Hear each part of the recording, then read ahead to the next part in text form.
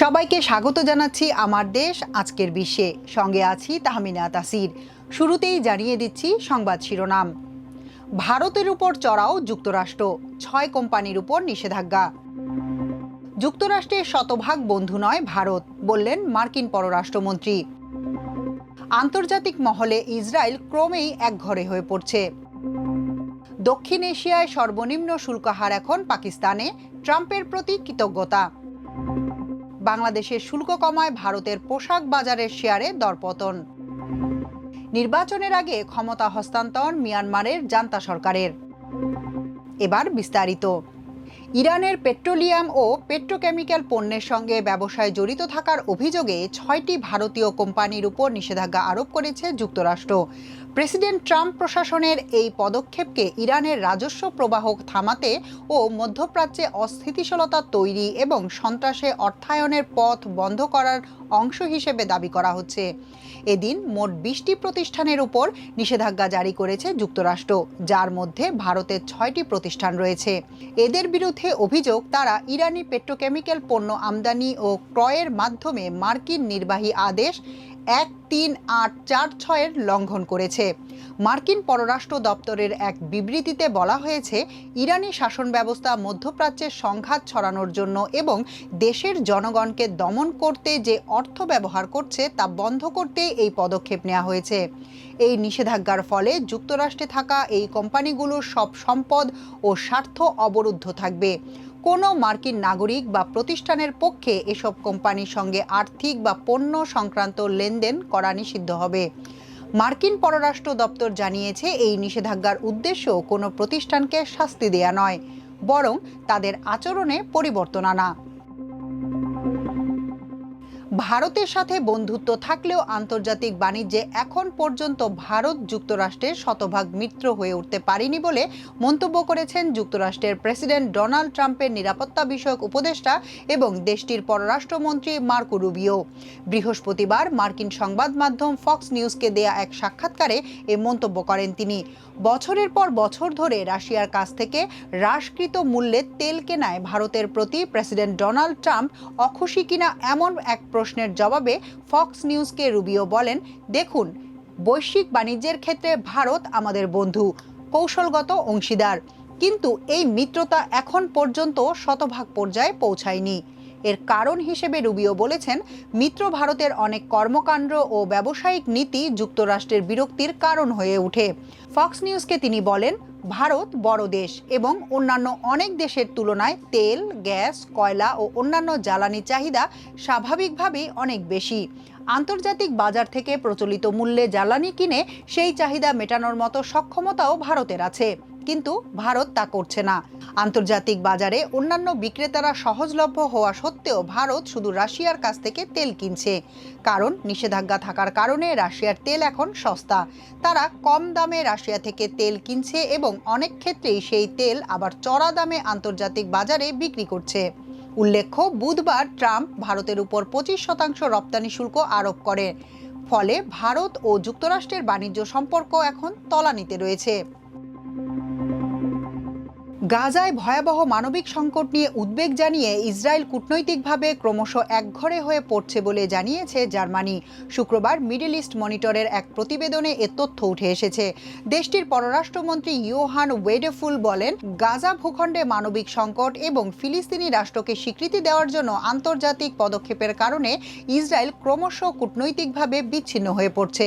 বৃহস্পতিবার ইসরায়েল যাওয়ার আগে এক বিবৃতিতে তিনি বলেন, ইসরায়েল ফিলিস্তিনি সংঘাতের দ্বিরাষ্ট্র সমাধানের উপর সাম্প্রতিক জাতিসংঘ সম্মেলন, যা মার্কিন যুক্তরাষ্ট্র এবং ইসরায়েল বর্জন করেছে, তা প্রমাণ করে যে ইসরায়েল নিজেকে ক্রমশ সংখ্যালঘুতে খুঁজে পাচ্ছে। এর আগে ওয়েডেফুল বলেছিলেন, ইসরায়েল যেন উচ্ছেদ বা দখল নীতিতে না যায় তা নিশ্চিত করতে হবে।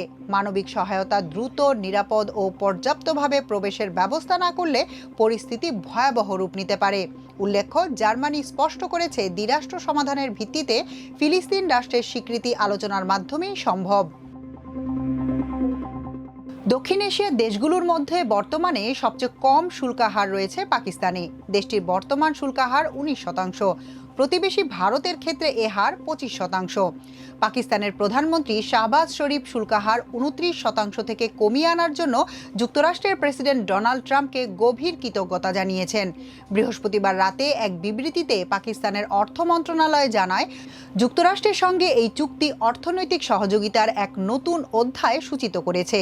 বিশেষ করে জ্বালানি, খনিজ সম্পদ, তথ্য প্রযুক্তি ও ক্রিপ্টোকারেন্সি খাতে পাকিস্তান এখন বেশি সুযোগ পাবে। বিশেষজ্ঞরা বলছেন, কম শুল্ক হার পাকিস্তানের তৈরি পোশাক রপ্তানি খাতকে বড় ধরনের সুবিধা দেবে।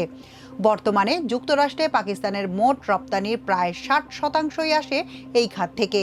এক্ষেত্রে ভারতের পাশাপাশি বাংলাদেশ ও ভিয়েতনাম তুলনামূলকভাবে বেশি শুল্কের মুখে পড়েছে। উল্লেখ্য, ট্রাম্প প্রশাসনের সময় যুক্তরাষ্ট্র পাকিস্তান সম্পর্ক উষ্ণ হয়েছে। গত জুন মাসে পাকিস্তান ট্রাম্পকে শান্তিতে নোবেল পুরস্কারের জন্য মনোনীত করেছিল। বাংলাদেশের পণ্যে পারস্পরিক শুল্ক 35% থেকে কমিয়ে 20% নামিয়ে এনেছে যুক্তরাষ্ট্র। এরপরই আজ শুক্রবার ভারতের পোশাক বাজারের শেয়ারের দরপতন হয়েছে। গত 8 জুলাই প্রধান উপদেষ্টা ডক্টর মোহাম্মদ ইউনূসের কাছে চিঠি পাঠান মার্কিন প্রেসিডেন্ট ডোনাল্ড ট্রাম্প। ওই সময় তিনি জানান, 1 আগস্ট থেকে বাংলাদেশি পণ্যে 35% শুল্ক আরোপ করা হবে। তবে আলাপ আলোচনার পর তিনি এই শুল্ক 20% নামিয়ে এনেছেন। অপরদিকে ভারতের পণ্যে 25% শুল্ক আরোপ করেছে যুক্তরাষ্ট্র, যা আজ থেকে কার্যকর হয়েছে। বাংলাদেশ যুক্তরাষ্ট্রে বিপুল পরিমাণ তৈরি পোশাক রপ্তানি করে। ভারত দীর্ঘদিন ধরেই এই বাজারটি ধরার চেষ্টা করছে, কিন্তু প্রযুক্তি ও শ্রমের সহজলভ্যতার কারণে বাংলাদেশ এগিয়ে আছে। তবে গত মাসে যখন বাংলাদেশের উপর ট্রাম্প 35% শুল্ক আরোপ করেন, তখন ভারতের বাজার বাংলাদেশের চেয়ে এগিয়ে যায়। ওই সময় দেশটির পোশাকের বাজারের শেয়ারের দামও বৃদ্ধি পায়। কিন্তু নতুন শুল্ক ঘোষণার পর পাল্টে যেতে থাকে দৃশ্যপট। বাংলাদেশের উপর শুল্ক কমানোর ঘোষণা দেওয়ার পরই ভারতের কেপিআর মিলসের শেয়ার 5%, ওয়েলস্পুন লিভিংয়ের শেয়ার 2%, অলোক ইন্ডাস্ট্রিজের শেয়ার 0.8%, পিয়াল গ্লোবারের শেয়ার 3.7%, গোকুল দাস এক্সপোর্টের শেয়ার 2.6%, কিটেক্স গার্মেন্টসের শেয়ার 3.21% এবং বর্ধমান টেক্সটাইলের শেয়ার 2.8% কমে যায়। অপরদিকে যুক্তরাষ্ট্রের সঙ্গে পাকিস্তান বাণিজ্য চুক্তি করেছে। এর ফলে দেশটির পণ্যে 19% শুল্ক আরোপ করেছে যুক্তরাষ্ট্র, যেখানে গত এপ্রিলে আরোপ করা হয়েছিল 29% শুল্ক। এছাড়া পাকিস্তানের সঙ্গে যৌথভাবে তেল অনুসন্ধানেও চুক্তিবদ্ধ হয়েছে যুক্তরাষ্ট্র।